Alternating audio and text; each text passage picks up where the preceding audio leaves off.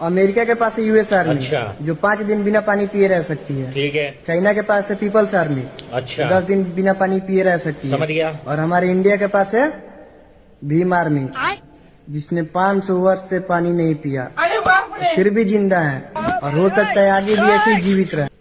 ये ले वो 500 साल से पानी नहीं पिया, 2015 में जन्म हुआ इनकी भीम आर्मी का, और 500 साल से पानी नहीं पिया, इसका मतलब 500 साल पहले एग्जिस्ट कर रही थी भीम आर्मी।